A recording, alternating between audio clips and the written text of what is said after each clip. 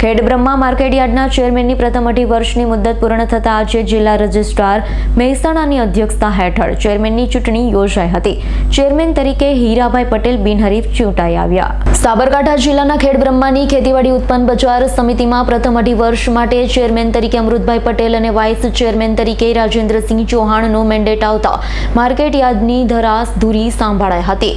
જ્યારે બીજા 2 વર્ષ માટે પણ તારીખ 14 ઓગસ્ટના રોજ જાહેરનામું બહાર પાડતા માર્કેટિંગ યાર્ડના રાજકારણમાં ગરમાવો આવ્યો છે.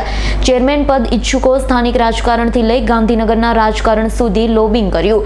દોડાદોડની વચ્ચે સાબરકાંઠા જિલ્લા ભારતીય જનતા પાર્ટીના પ્રમુખ કનુભાઈ પટેલ મેન્ડેટ લઈને આવતા આટા કંપાના હીરાભાઈ લવજીભાઈ પટેલ પર કળશ ઢોળાતા આતુરતાનો અંત આવતા હીરાભાઈ બિનહરીફ ચૂંટાઈ આવતા સાથી વાઇસ ચેરમેન રાજેન્દ્રસિંહ ચૌહાણ અને ડિરેક્ટરો તથા અન્ય ખેડૂત મિત્રોએ અભિનંદન પાઠવ્યા.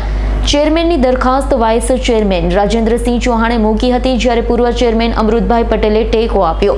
મહેસાણા જિલ્લાના જિલ્લા રજિસ્ટ્રાર અને નાયબ નિયામક S.N. ઝાલાના અધ્યક્ષપદે યોજાયેલ ચૂંટણી પ્રક્રિયા શાંતિપૂર્ણ રીતે સંપન્ન થઈ હતી. Bureau report S9 news Khedbrahma. અમારી તમામ માહિતીથી અપડેટ રહેવા માટે જોડાયેલા રહો S9 ન્યૂઝ સાથે.